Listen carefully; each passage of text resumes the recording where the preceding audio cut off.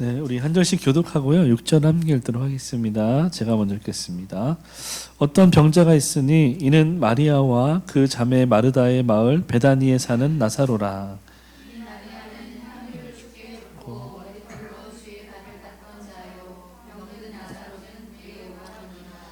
이에 그 누이들이 예수께 사람을 보내어 이르되 주여 보시옵소서 사랑하시는 자가 병들었나이다 하니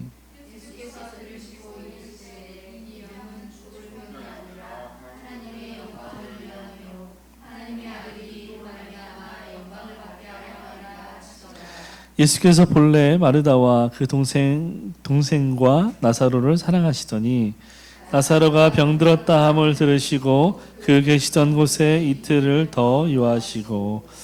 네, 우리 말씀에서 같이 한번 기도하겠습니다. 살아계신 아버지 하나님, 은혜의 주님 찬양합니다. 하나님 오늘도 우리를 부르시고 또 하나님의 귀한 말씀 들려주시니 감사합니다. 하나님 말씀 들을 때에 우리 가운데 주의 성령을 부으셔서 듣는 길을 허락하여 주시고 또 예와 아멘으로 들으며 주의 말씀 붙들고 그렇게 살기로 결단할 수 있는 은혜를 허락하여 주시옵소서. 이 아침에 전하는 자나 듣는 자나 온전히 주님의 손에 붙들리기를 소원하옵고 예수님의 이름으로 기도하옵나이다. 아멘.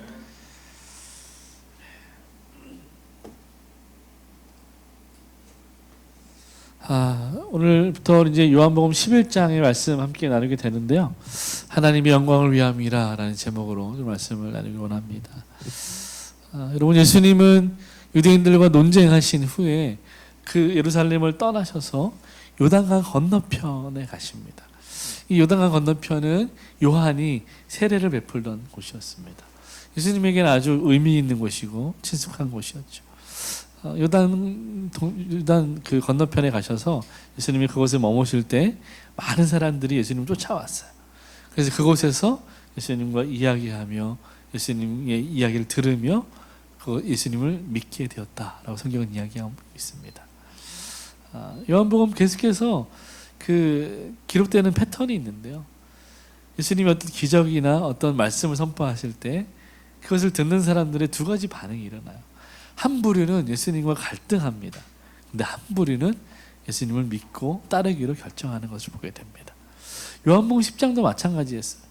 예수님이 나는 선한 목자다라고 말씀하시면서 계속해서 진행해 나가실 때 한 부류는 예수님과 대적하는 것을 선택합니다. 근데 한 부류는 예수님을 믿기로 결정하는 것을 보게 됩니다. 그래서 요한복음 10장 42절, 41절을 보면 많은 사람들이 예수님을 믿었더라 라는 말로 그 내용이 끝나는 것을 보게 돼요. 어쨌든 예수님은 자신을 돌로 치려하는 유대인들을 피해 떠나셔서 요단강 건너편에 가 계셨다. 거기서 머물며 사람들을 만나셨고 사람들에게 믿음을 허락하셨다는 것이죠. 그 일이 있은 후에 이제 요한복음 11장의 이야기가 시작되게 됩니다. 여러분, 요한복음 11장의 특별한 내용은 뭐냐면 예수님이 나사로를 살리셨다는 것입니다. 어떤 분은 예수님이 나사로를 치유하셨다라고 표현하긴 하는데 본질적으로 말하면, 정확하게 말하면 예수님은 나사로를 치료하신 것이 아니라 나사로를 살리신 것입니다. 왜냐하면 그가 병들었고 죽었고 죽은 지 사흘이 지난 후에 예수님이 그곳에 도착하셨기 때문에 그렇습니다. 어쨌든 요한복음 11장에서 우리가 주목하게 되는 사건은 예수님이 나사로를 살리셨다는 거예요. 그리고 요한복음 11장에 다시 한번 예수님이 에고에이미가 등장하는데 그게 뭐냐면 나는 부활이요 생명이다 라는 말씀이 등장하는 거예요. 그러니까 전에는 나는 빛이다, 선한 목자다 뭐 이런 말씀이었는데 직접적으로 나는 부활이요 생명이다 라고 예수님이 자신에 대해서 선포하신 아주 직접적인 언급이 나오는 부분입니다. 여러분, 요한복음 11장에서 예수님이 나사로를 살리셨다는 것은 지금도 모두가 불가능이라고 말하는 그런 놀라운 기적의 사건입니다. 성경에서 죽은 사람이 살아나는 기사가 몇 번 없습니다. 그 가운데 신약에서 제가 기억하기로 2번 정도 그런 일이 있는데, 한 번은 이제 예수님께서 죽은 소녀를 살리시는 달리다곰이라고 말씀하실 때 그때 한 번이고, 그 두 번째는 나사로를 살리시는 거예요. 어쨌든 예수님은 이 죽은 자를 살리시는 사건을 통해서 죽음을 깨뜨리시는 역사를 보여주시는 거예요. 여러분, 우리가 죽음이라고 생각하면 어떤 느낌이 듭니까? 죽음은 다 끝났다는 거죠. 죽으면 다 끝이라는 거예요. 그리고 모든 사람은 그 끝이 어떻게 된다고 믿습니까? 죽음이 온다. 사람은 죽음은 끝이다. 그리고 사람의 끝은 죽음이다. 다시 말하면 우리에게 주어진 운명은 태어나면 반드시 어떻게 된다고요? 죽는다. 그래서 사람들은 죽음을 운명으로 받아들이고 있어요. 그리고 이 죽음이 절대적인 권력을 가지고 있다고, 절대적인 권력을 가지고 있다고 생각했습니다. 어떤 누구도 이 죽음을 정복하거나 이길 수 없다라고 믿었습니다. 사실이었죠. 그런데 그 사실을, 그 죽음의 절대 권력을 예수님이 오셔서 깨뜨리셨다는 것입니다.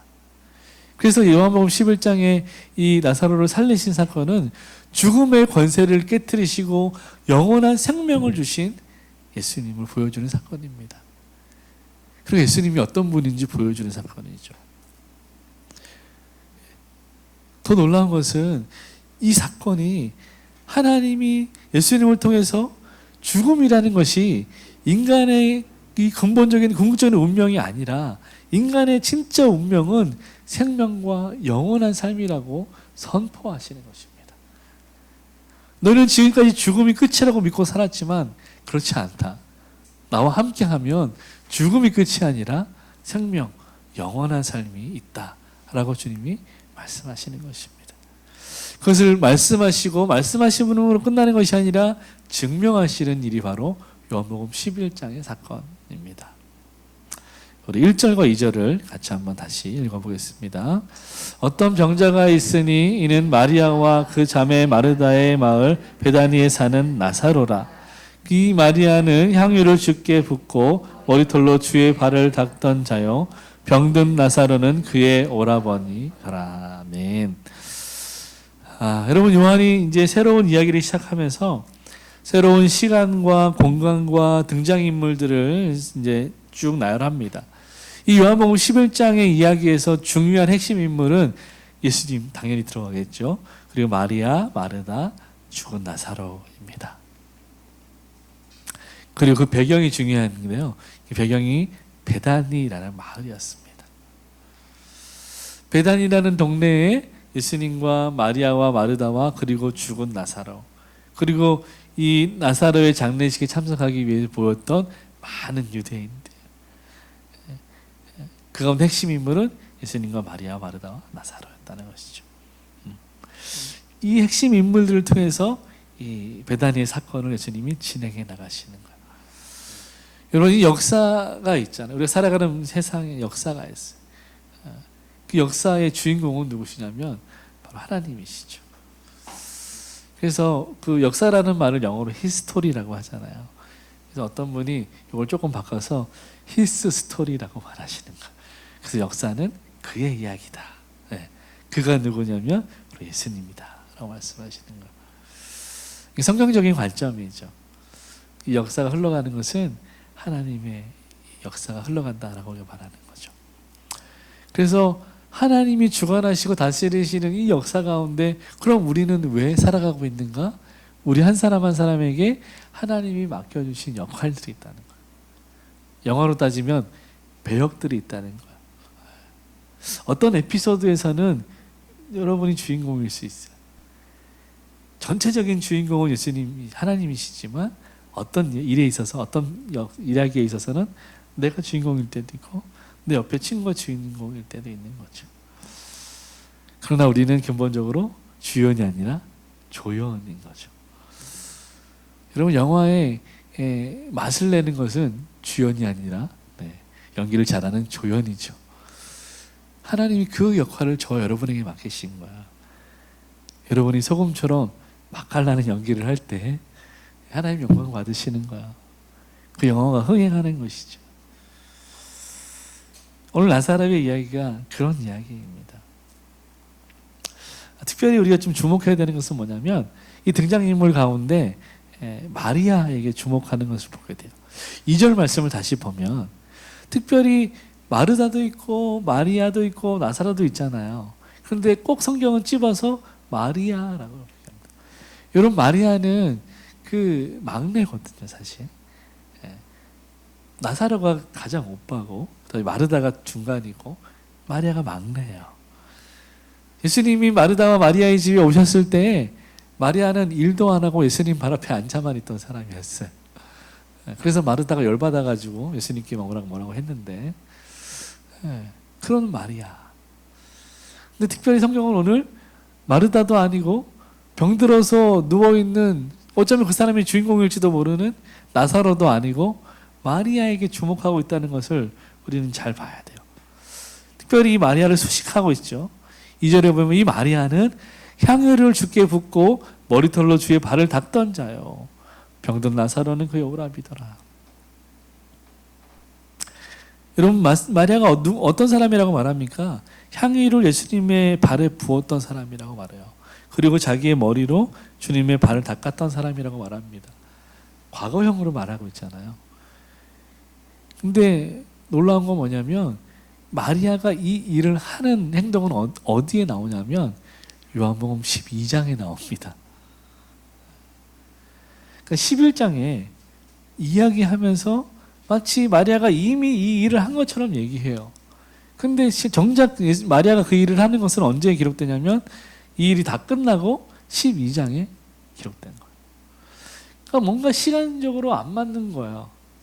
기록적으로 뭔가 안 맞는 것이죠. 여러분, 이것이 요한이 성경을 기록하는 독특한 방식입니다. 요한계시록도 마찬가지인데요. 요한은 어떤 시간 순서로 기록하는 것이 아니라 어떤 사건을 중심으로 성경을 기록하는 것을 보게 돼요. 그래서 여러분, 그 요한복음도 물론 시간을 어느 정도 따라서 기록하고 있지만 정확하게 시간을 맞춰서 기록하지는 않습니다. 대략의 흐름 가운데 굵직한 사건을 중심으로 왔다 갔다 하면서 요한이 성경을 기록하고 있는 것을 보게 돼요. 그래서 12장의 이야기를 먼저 끌고 와서 11장을 시작하는 것입니다. 왜냐하면 이것이 중요하기 때문에 그래요. 중요한 이야기의 단서가 되기 때문에 그렇습니다. 우리가 어떤 문학작품을 읽을 때 복선이라는 게 있잖아요. 그러니까 뭔가 어떤 그 글을 보면서 뭔가 일어날 것 같아 라고 상상하게 되는 그런 복선이 바로 이 11장 2절의 말씀인 거예요. 요한은 지금 마리아가 예수님께 향유를 부은 사건을 의미 있게 생각하는 거예요. 여러분, 이 사건이 왜 의미가 있는 사건일까요? 12장에 보면 마리아가 이 예수님에게 발에 향유를 부은 것은 예수님의 장례를 준비하는 사건이기 때문입니다. 그 당시에 유대인의 풍습에 의하면 그 시신에 향유를 바르는, 그래서 시신의 냄새가 나지 않도록 향유를 부르고 그 또 썩지 않도록 모략을 바르는 그런 의식이 있었습니다. 그러니까 이 마리아가 그 300데나리온이나 되는 아주 귀한 향품을 예수님의 발에 부은 거예요. 그리고 자기 머리털로 예수님의 발을 씻긴 거죠. 사람들은 왜 낭비하냐? 그거 팔아서 가난한 사람을 도와주지 왜 낭비하냐라고 말했습니다. 근데 예수님이 뭐라고 말씀하시냐면 그냥 둬라. 이 여인은 지금 내 장례를 준비하는 것이다. 복음이 전해지는 곳마다 이 여인의 행위가 함께 전해질 것이다. 칭찬받을 일이다. 예수님께서 말씀하신 거예요.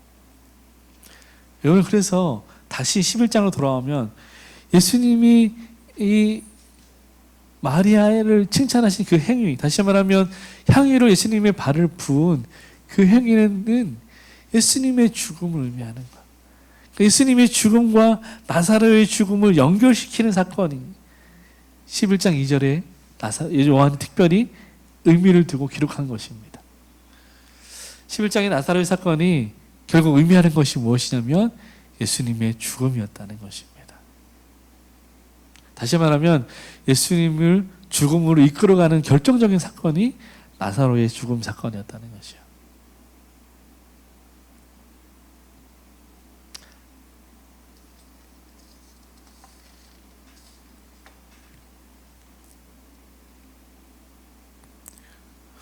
마리아의 행동을 특별히 언급한 것은 나사로의 사건이 예수님의 어떤 특별한 일을 의미하기 때문이었다는 거죠. 그 특별한 일이 뭐라고요? 예수님의 죽음이었다는 것입니다. 어떤 의미인가? 조금 더 깊이 좀 살펴봅시다. 3절 보겠습니다. 시작. 이에 그 너희들이 예수께 사람을 보내어 이르되 주여 보시옵소서 사랑하시는 자가 병들었나이다. 아멘.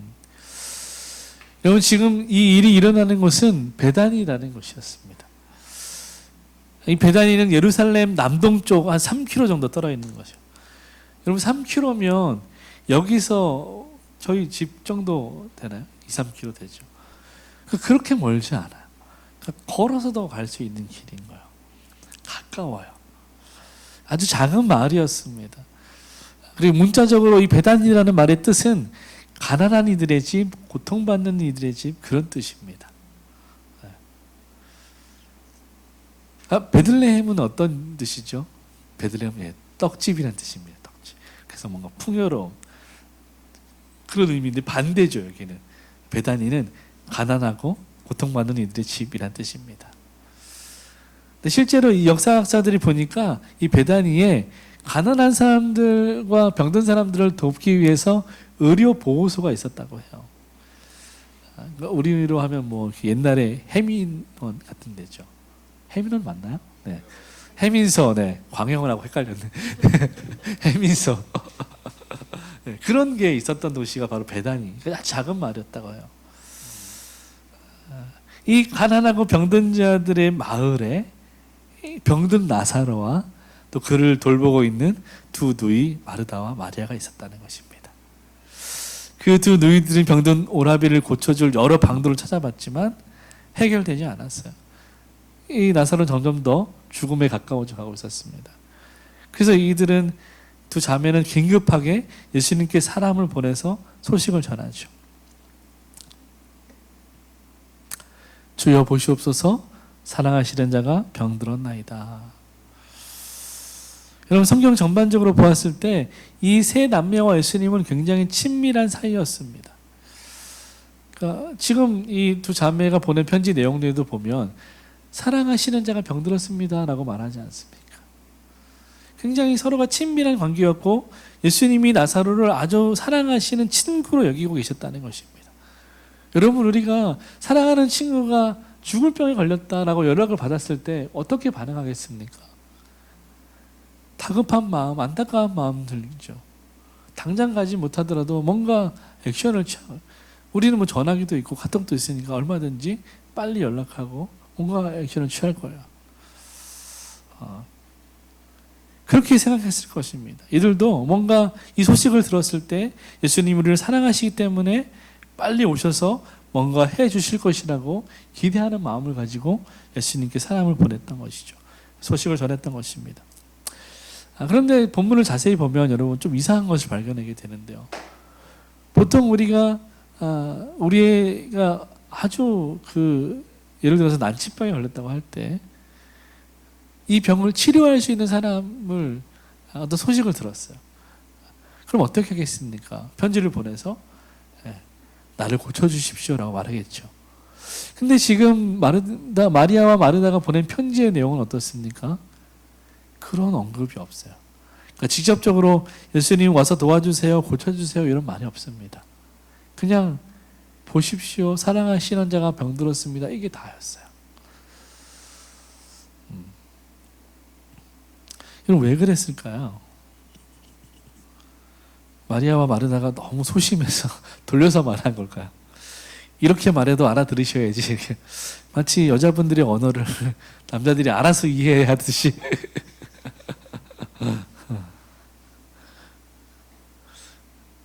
왜 이렇게 말하는 걸까요? 직접적으로 도와달라는 언급이 없었어요. 근데 그 성경을 해석하시는 주석가들이 이렇게 해석할 때 적어도 두 가지 정도의 해석이 가능하다라고 말씀하셔요. 첫 번째는 뭐냐면 이 자매가 소극적이었던 이유는 예수님을 돌로 치려는 유대인들이 그들 가까이 있었기 때문에 예수님이 위험해질까 봐 오시라고 말할 수 없었다는 거예요. 그러니까 예수님의 형편을 고려해서, 왜냐하면 예수님이 이들을 사랑하시는 것처럼 이들도 예수님을 너무 사랑하고 잘 아는 관계였기 때문에 예수님의 형편을 생각하면 예수님이 그 나사로 때문에 베다니에 오시면 분명히 예수님이 위험을 당하실 거를 알았기 때문에 쉽사리 오라고 말씀 못 드리는 거예요. 그런 마음인 거죠.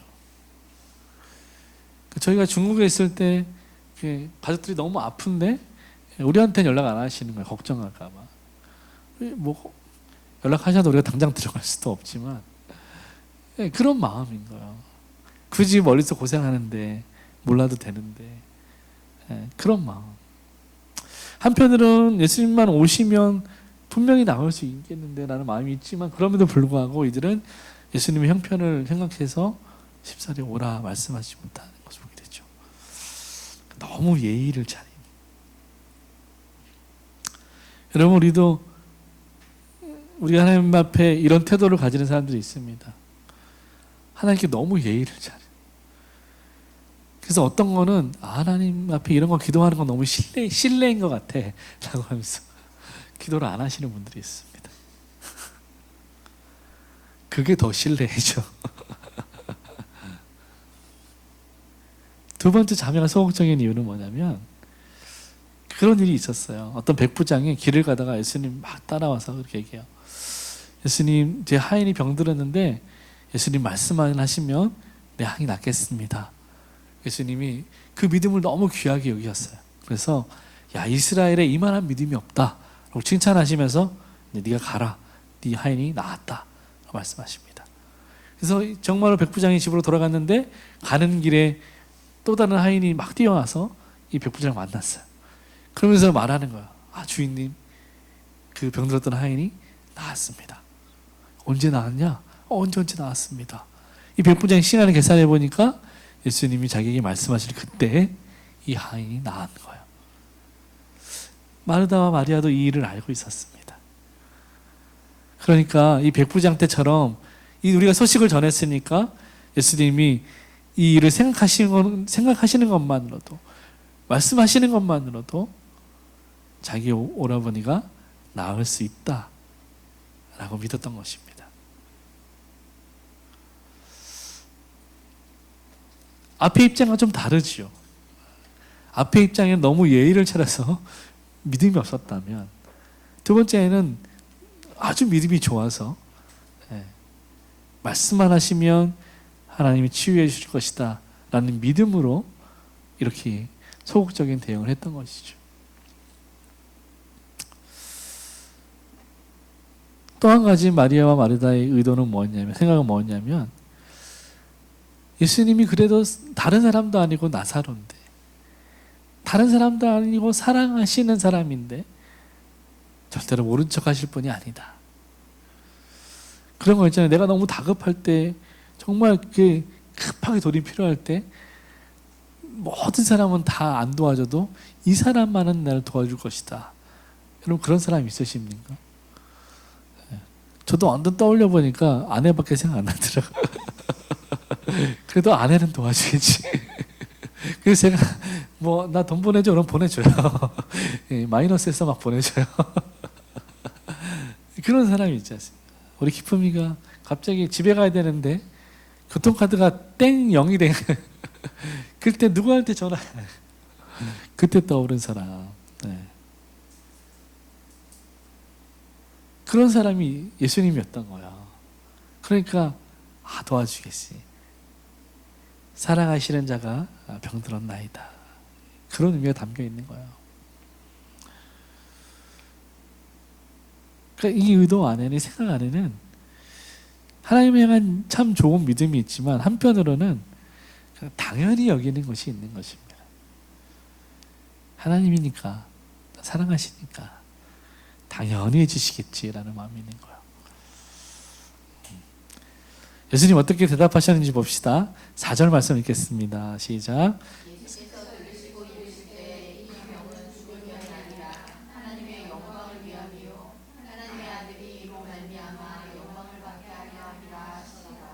아멘. 여러분, 예수님의 대답만 보면 그래서 베다니에 가신다는 건지 아니다는 건지 모르겠죠. 애매하게 대답하시는 거예요. 애매하게 물어보니까 예수님도 애매하게 대답하시는 겁니다. 분명한 건 뭐냐면 지금 이 나사로의 병이 죽을 병은 아니다. 그리고 이 나사로의 병은 하나님의 영광을 위함이고 동시에 하나님의 아들이 영광을 받으시게 되는 일이다 라고 예수님께서 말씀하시는 거예요. 이게 중요하다는 거예요. 지금 너희 오라버니 나사로가 병들었던 것은 죽을 병도 아니고 오히려 그것은 하나님이 영광 받으실 일이고 하나님의 아들이 영광 받으시는 일이다 라고 말씀하시는 것입니다. 그러니까 지금 이 마리아와 마르다의 시선을 이 자기의 오라버니의 이 병, 죽게 되어 있는 이 질병에 있는 그 시선을 돌려서 하나님께로 바라보게 하는 것입니다. 자신의 문제에 고정되어 있던 시선을 돌려서 하나님을 바라보게 하시는 거예요. 그 시선을 전환시키시는 것입니다. 여러분, 이것이 우리가 기도할 때 하나님이 하시는 일이에요. 우리는 문제를 바라보고 있지만 하나님은 문제가 아니라 하나님을 바라보라고 말씀하시는 것입니다. 여러분, 요한복음에서 하나님의 영광, 예수님의 영광, 아들의 영광이라고 할 때 이 영광은요 반드시 십자가와 부활과 승천을 의미합니다. 왜냐하면 하나님의 영광은, 그리고 하나님의 아들 예수 그리스도의 영광은 반드시 십자가를 통해서만 성취되기 때문에 그렇습니다. 예수님이 십자가를 지시고 죽으셨어요. 그리고 부활하셨어요.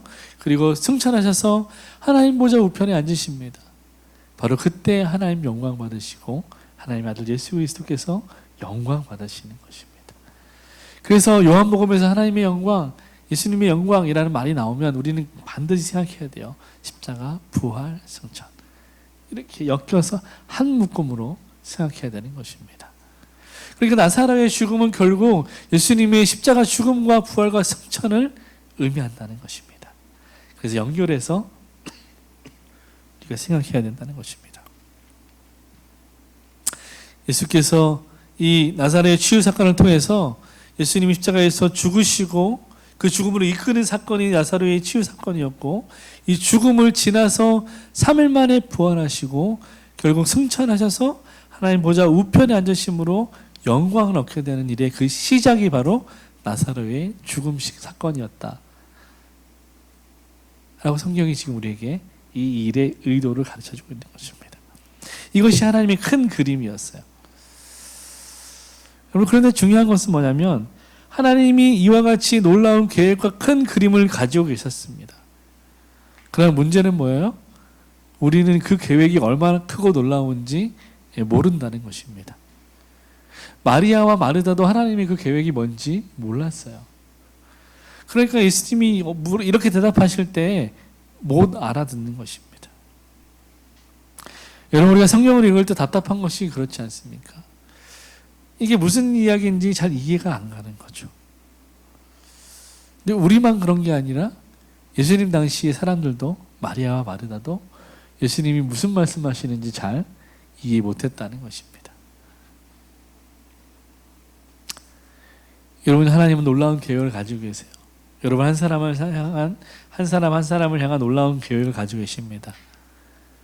근데 문제는 우리가 그 계획을 잘 모른다는 거예요. 그 계획을 모르니까 어떻게 됩니까? 우리는 답답한 거죠. 어떤 일이 일어났을 때, 특별히 문제가 일어났을 때 하나님 그 문제에 대한 해결도 있고 계획도 있어요. 어떻게 풀어나가야겠다는 어떤 계획이 있습니다. 우리한테 그걸 빨리 안 가르쳐 주세요. 그러니까 어떻게 우리는 답답한 것이죠. 여러분, 하나님 왜 안 가르쳐 주실까요?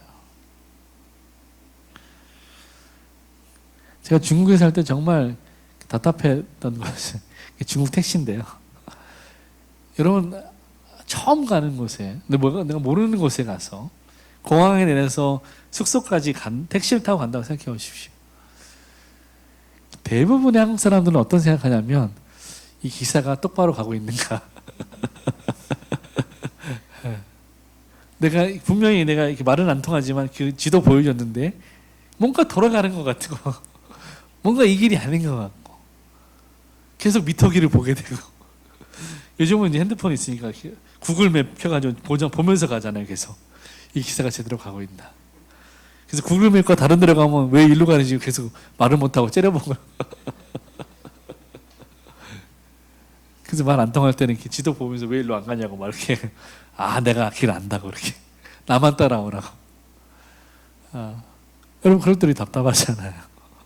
나 다 알고 있다. 내가 길 다 알고 있다. 나만 따라오면 된다. 근데 영 신뢰가 가지 않는 거. 답답하죠.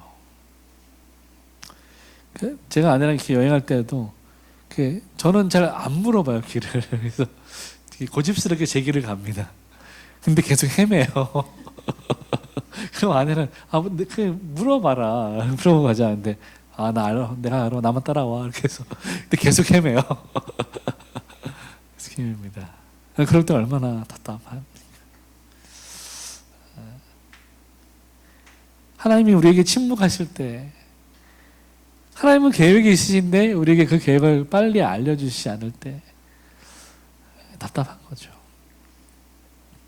특별히 고난 가운데 있을 때 뭔가 빨리 응답되고 해결됐으면 좋겠는데 하나님은 침묵하실 때가 있더라는 거죠. 예수님은 위급한 소식을 들었지만 이상한 말씀을 하시면서 움직이지 않으셔요. 뭔가 빨리 오기를 기대했고 뭔가 말씀하시기를 기대했지만 아무것도 하지 않으시고 그냥 거기 머무시기로 결정하십니다. 우리 5절 6절 말씀 한번 더 읽겠습니다. 예수께서 본래 마르다와 그 동생 나사로를 사랑하시더니 나사로가 병들었다 함을 들으시고 그 계시던 곳에 이틀을 더 유하시고. 아멘. 이틀을 더 유하셨다. 이틀을 더 유하셨다. 여러분 그 지체라는 말이 있죠. 그래서 제가 그 사전 찾아보니까 지체라고 쓰니까 여러 말이 뜨더라고요. 우리 몸의 지체. 그래서 여기서 쓰는 지체는 일이 정체된다는 뜻입니다. 일을 억지로 뭐라고 하죠? 멈추게 한다는 뜻입니다. 이게 뭔가 일이 진행되지 않고 멈춰 있다는 것입니다.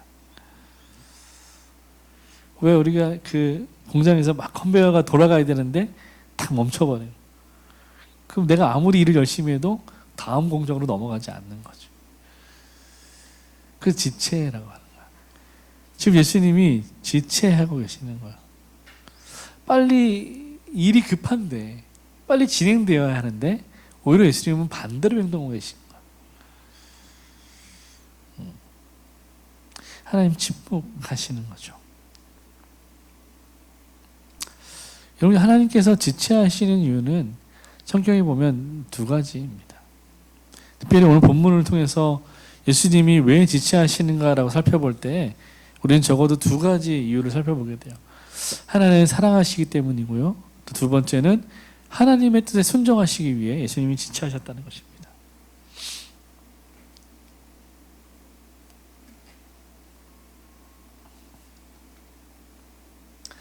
예수님께서 지체하시는 이유는 사랑하시기 때문이고 하나님의 뜻에 순종하시기 위해서였다. 사랑하기 때문에 지체하셨다. 여러분 그런 말이 있죠. 사랑하니까 떠나는 거야 라는 말이 있죠. 사랑하니까 떠나는 말. 이게 어떨 때는 굉장히 이상한 핑계잖아요. 사랑하는데 왜 떠나? 사랑하면 같이 있어야 되는 거지. 근데 예수님도 내가 사랑하니까 너희를 떠나는 게 맞다라고 말씀하세요. 왜냐하면 내가 떠나야지 너에게 더 좋은 일이 있다라고 말씀하시고 떠나십니다. 그러니까 막 그런 거 있잖아요. 막 사랑하는 연인이 있는데 남자가 암에 걸렸어요. 그래서 그거를 사랑하는 사람이 힘들 걸 아니까 말하지 않고 모질게 굴면서 나 이제 떠날 거야 라고 말하는 거죠. 사랑하니까 떠나는 거야. 마치 그런 뉘앙스죠. 예수님 사랑하시기 때문에 거절하시는 거예요. 사랑하시기 때문에 거절하시는 거예요.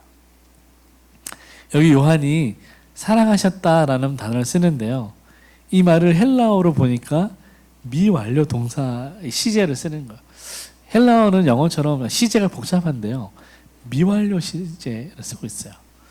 헬라어에서 미완료 동사를 쓴다는 것은 어떤 의미가 있냐면 그 행동이 계속 지속되고 반복된다는 뜻입니다. 그러니까 무슨 말입니까? 예수님이 사랑하셨다는 말은 예수님이 그 마리아와 마르다와 나사로를 향한 사랑이 계속된다는 것입니다. 그 사랑이 영원하다는 것입니다.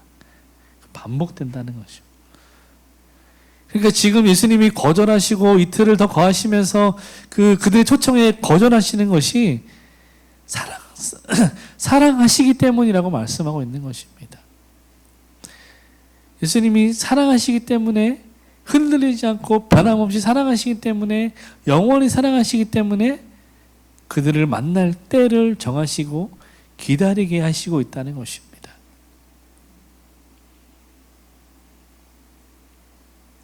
기다리게 하시는 것, 일부러 거절하시는 것, 냉정하게 구는 것, 사랑하시기 때문이다 하는 것입니다. 여러분 생각해 보십시오. 예수님께서 사랑하기 때문에 우리가 기대하기는 나사로가 원하는 것을 나사로가 원하는 방식으로 또 나사로가 원하는 때에 해주어야 하는 것. 그게 우리가 생각하는 이 사랑의 방식이잖아요. 사랑한다면 상대방이 원하는 때에 원하는 방법으로 원하는 것을 해주는 것. 그것이 우리는 사랑이라고 생각하지 않습니까? 근데 예수님은 반대로 하시는 거예요. 반대로. 진짜 사랑은 그런 것이 아니다라고 말씀하시는 거예요. 왜냐하면 예수님은 당신의 그 충만한 사랑을 가지고 있었지만 동시에 예수님의 사랑의 근거는 예수님이 이 땅에서 공생애를 걷는 동안 그분의 모든 행동의 근거는 예수님 자신에게 있지 않고 하나님 아버지께 있었기 때문입니다. 그래서 예수님의 사랑은 하나님의 사랑에 근거한 사랑이었어요. 철저하게 하나님의 사랑에 근거해서 예수님이 그 사랑을 사람들에게 베푸셨다는 것입니다. 예수님이 어떤 사람의 질병을 고쳐주시는 것도, 예수님이 어떤 사람의 기도에 응답해 주시는 것도 하나님의 말씀에 순종하는 것이었다는 것입니다. 하나도 예수님이 자기 뜻대로 하신 일이 없었다는 것입니다. 그래서 사랑하시는 일도, 나사로를 다시 살리는 일도 하나님의 뜻에 순종하는 일이었다는 것입니다. 예수님은 하나님의 사랑의 근거에서 우리를 사랑하셨습니다.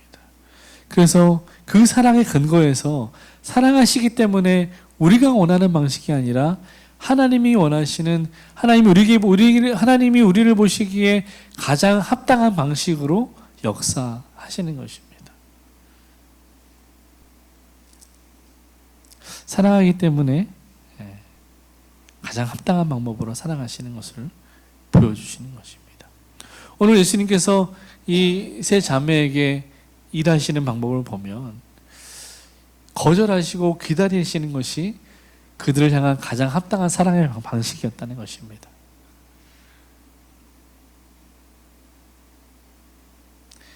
마리아는 자기식의 사랑을 요구했습니다.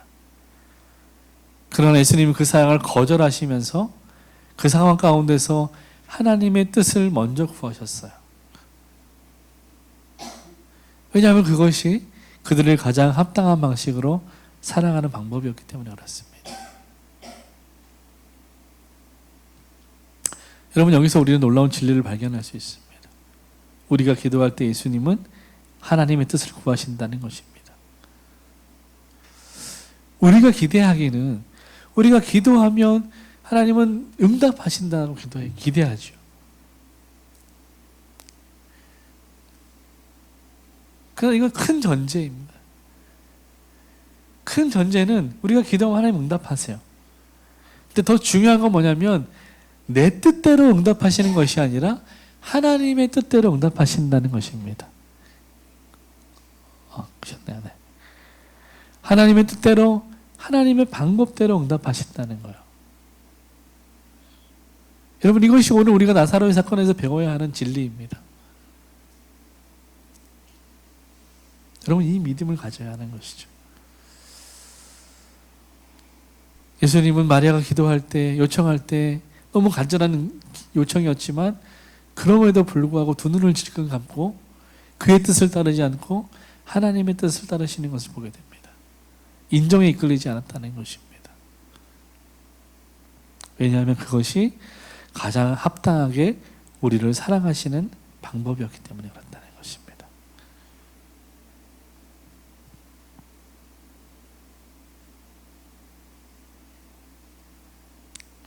여러분, 그래서 우리가 기억해야 되는 것은 뭐냐면, 우리가 기도해도 어떤 것은 10년, 20년 지나도 응답되지 않는 것들이 있습니다. 여러분, 그것은 하나님이 거절하신 것일 수도 있고, 아니면 하나님이 때를 기다리는 것일 수도 있습니다. 왜 그렇게 하실까요? 오늘 말씀처럼 그것이 우리에게 가장 합당하기 때문에 그렇습니다. 다시 말하면 그것이 우리에게 가장 좋은 일이기 때문에 그렇습니다. 그것을 받아들이는 것이 믿음이죠. 그러니까 히브리서 기자가 말한 거예요. 믿음이 없이는 하나님을 기쁘시게 할 수 없다. 믿음이 없으면 이런 하나님의 방법을 인정할 수도 없고 기다릴 수도 없죠.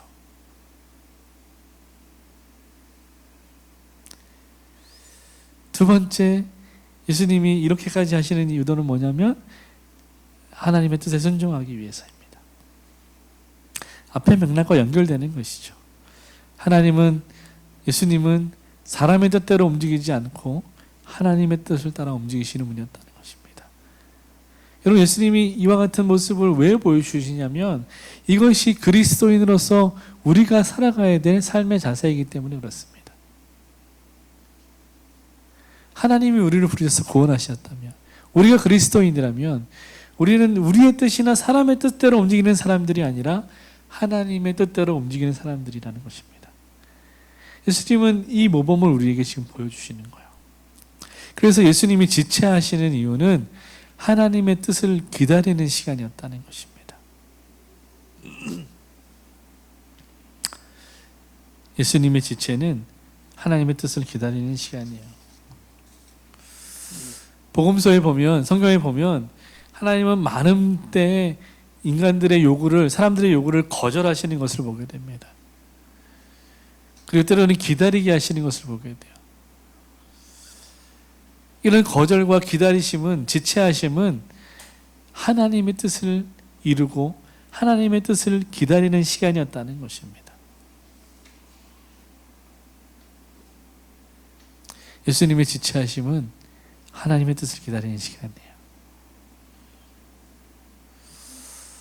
여러분, 이것이 우리의 모습과 어떻게 다릅니까? 여러분과 어떻게 다릅니까? 이스라엘 백성들을 보면 광야 40년을 걷는 동안 하나님을 믿는다고 하면서도 끊임없이 자신들의 어떤 요구가 관철되지 않으면 불평하고 원망하는 것을 보게 돼요. 거역하는 것을 보게 됩니다. 하나님을 협박하기도 해요. 막 모세와 아론을 돌을 들어서 죽이려고 합니다. 그 이유가 뭐라고요? 자기들의 요구가 관철되지 않았기 때문입니다. 다시 말하면 우리식으로 하면 우리의 기도가 응답되지 않을 때 하나님을 원망하고 하나님을 거역했다는 것입니다. 그것이 이스라엘 백성들의 모습이었어요. 광야를 걷는 그들의 모습이었습니다. 여러분, 우리의 모습은 어떻습니까? 내가 예수를 믿는다고 하면서 내 기도가 응답되지 않으면, 내 소원이 이루어지지 않으면, 일이 내 뜻대로 되지 않으면 여러분 어떻게 하십니까? 예수님은 기다리게 하세요. 어떤 일을 지체하게 하십니다. 머물게 하십니다. 왜 그러실까? 여러분 한번 같이 읽어봅시다. 그리스도인의 기다림은 정체나 유실이 아닙니다. 네, 한 번 더 읽어봅시다. 그리스도인의 기다림은 하나님의 시간을 향해 나아가는 순종의 행위입니다. 아멘. 여러분, 우리에게 있어서 기다림은, 하나님이 지체하심은 잃어버리는 시간이 아니라는 거예요. 낭비되는 시간이 아니라는 거예요. 불필요한 시간이 아니라는 거예요. 여러분, 마치 농부가 씨앗을 심고 그것이 싹을 틔우고 열매 맺을 때까지 물을 주고 햇빛을 쏘이며 그것을 지속적으로 관리하며 기다리듯이 하나님은 하나님의 때를 기다리시는 거예요. 주실 때를 기다리시는 것입니다. 근데 우리는 너무 마음이 급하고 조급해서 아직 열매가 맺지도 않았는데 노랗게 막 때를 쓰는 거죠. 그래서 그리스도인에게 있어서 기다림이라는 것은 하나님의 시간을 향해서 나가는 순종의 행위라는 거예요. 내 때를 고집하지 않고 하나님의 때에 하나님의 때를 살아가겠다고 결단하는 믿음의 행위이고 순종의 행위라는 것입니다.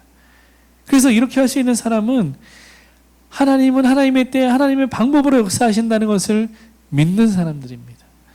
그 믿음이 있는 사람들이 이렇게 하나님의 때를 기다릴 수 있는 것입니다. 여러분, 우리가 이렇게 고백할 수 있기를 바라요. 하나님의 때가 완벽합니다라고, 하나님의 시간은 완벽합니다라고 고백할 수 있기를 바라요. 하나님은 완벽한 타이밍을 갖고 계신다는 거예요. 우리가 생각하기에는 지금이 완벽한 타이밍이라고 생각하지만 그렇지 않다는 거예요.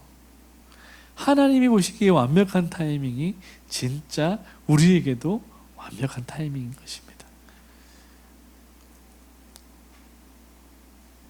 여러분, 하다못해 커피 한 잔을 내려도요, 드립을 하다 보면, 또 그 머신에 에스프레소 압축하다 보면 정확히 가장 좋은 결과물이 나오는 타이밍이 있습니다. 고수일수록 그 타이밍을 정확하게 지켜요. 밥을 할 때도 마찬가지죠. 가열하는 시간이 있고 뜸을 들이는 시간이 있습니다. 근데 그거 기다리지 않고, 뜸 들이는 시간 기다리지 않고 불을 끄고 문을 열어버리면 어떻게 됩니까? 뚜껑 열어버리면 어떻게 돼요? 네. 맛없는 밥, 설익은 밥 먹는 거예요.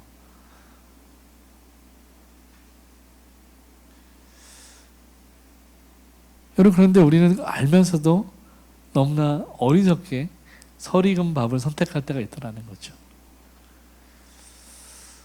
여러분, 하나님은 완벽하세요. 그래서 하나님의 때도 완벽합니다. 오직 하나님만이 완벽한 타이밍을 알고 계세요. 그래서 하나님은 하나님의 때, 하나님의 방법으로 일하신다는 것을 우리가 확실히 믿기를 바랍니다. 그 믿음으로 살아가기를 바라요.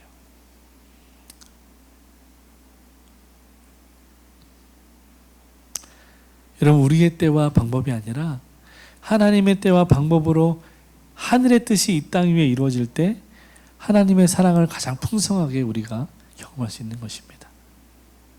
내 삶 가운데 내 뜻이 이루어질 때 내가 풍성한 삶을 경험하는 것이 아니라 내 삶 가운데 하나님의 뜻이 하나님의 때에 이루어질 때 가장 풍성한 삶을 누릴 수 있는 것입니다. 사랑하는 성도 여러분, 하나님은 하나님의 때 하나님의 방법으로 일하십니다. 그러므로 우리가 할 수 있는 일은 어떠한 상황과 환경 속에서도 믿음의 눈을 들어서 하나님을 바라보는 것입니다. 하나님을 바라보고 하나님을 기대하고 하나님께 기도하며 하나님의 뜻을, 응답을 기다리는 것입니다. 이것이 진짜 믿음의 사람이 해야 되는 믿음의 자세인 것입니다. 여러분, 어떤 상황과 어떤 환경 속에서도 믿음의 눈을 들어서 하나님을 기다려야 한다는 것은 우리에게 있는 주신 모든 시간과 모든 공간 속에서 믿음으로 하나님을 바라보라는 것입니다. 어떤 특정한 시간, 예를 들어서 교회에서, 가정에서만 아니라 여러분이 살아가고 있는, 걸어가고 있는 모든 순간, 모든 시간, 여러분이 잠든 시간, 그 순간에도 믿음으로 하나님을 바라봐야 한다는 것입니다. 그래서 어떤 분은 실제로 이렇게 나쁜 꿈을 꾸면 아침에 일어나서 회개하시는 분이 있어요. 네. 꿈은 무의식인데, 네. 그 무의식에서 내가 죄를 지었다는 것을 하나님께 회개하시는 분도 있어요. 참 순수하다라는 생각이 듭니다. 네, 저는 뭐 그렇게까지 하진 않아요. 그렇지만 그런 순수한 믿음도 필요하다는 생각이 들어요. 우리가 할 일은 그 신실하신 하나님을 바라보고 기대하고 기도하고 기다리는 것입니다. 그 재미있는 그림이 있어서 하나 가져왔는데요. 나의 시간표 속에 갇혀있지 말고 하나님의 시간표를 발견하라. 모든 상황 속에서 주를 찬양하게 될 것이다. 실수가 없으신 하나님, 좋으신 하나님을 만날 것이다. 네. 내 시간 속에 갇혀있으면 그것밖에 할 수 없어. 제한되고 한계 속에 갇혀 있는 것이죠. 그러나 하나님의 시간표로 갈 때 우리는 하나님이 역사하시는 우리가 상상도 할 수 없는 놀라운 일을 경험하게 되는 것입니다. 더 풍성한 일을 경험하게 되는 것입니다. 여러분, 이 믿음으로 살기를 결단하는, 그래서 풍성한 하나님의 역사와 사랑을 경험하고 드리는 사랑하는 여러분이 되시기를 주님 여러분 축원합니다. 기도하겠습니다.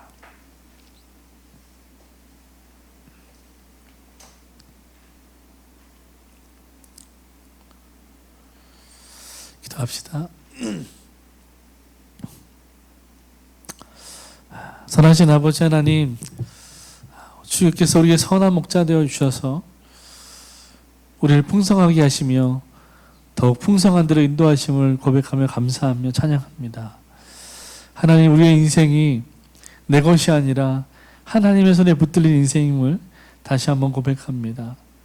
하나님, 오늘 마리아와 같이 이제 병들어 죽게 된 나사로를 바라보며 예수님께 긴급히 요청할 때 주 예수께서 그 기도를 들으심에도 불구하고 이틀을 더 유하시며 하나님의 때를 기다린 것을 보게 될 때, 하나님, 우리가 이 사건 가운데서 하나님이 우리에게 요구하시는 것이 무엇인지 잘 돌아볼 수 있기를 원합니다.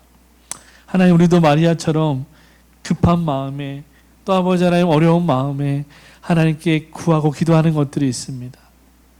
그러나 하나님은 철저하게 내 뜻이 아니라 하나님의 뜻대로 움직이시는 것을 우리가 바라볼 때 우리가 그것에 순종할 수 있는 믿음이 있기를 원합니다. 하나님, 믿음이 없어서 하나님 그 에서와 같이 육신의 정욕을 따라 살아가는 인생이 아니라 정말 믿음으로 기다리고 순종할 수 있는 믿음을, 그 은혜를 주님 우리 가운데 허락하여 주시옵소서. 그래서 내가 너무 설쳐서 하나님보다 앞서서 일을 망쳐버리는 것이 아니라 가장 완벽한 타이밍에 역사하시는, 가장 합당한 방법으로 우리를 사랑하시는 그 하나님의 손길에 의지하며 살아갈 수 있는 믿음을 허락하여 주시옵소서. 그 믿음으로 살아갈 때 하나님께서 주시는 그 풍성한 은혜가 하나님 권속들 가운데 풍성하게 누려질 수 있도록 주님 함께하여 주시옵소서. 지금은 주 예수 그리스도의 은혜와 한없는 하나님의 사랑과 아름다운 성령의 교통하심이 오늘 주의 말씀을 들고 세상 가운데로 나가는 거룩한 주님의 백성들 머리 위에, 저들의 가정과 직장과 학업 위에, 주님의 나라와 북녘 땅과 열방에 나가 수고하는 선교사들의 머리 위에 이제부터 영원까지 함께 있을지어다. 아멘.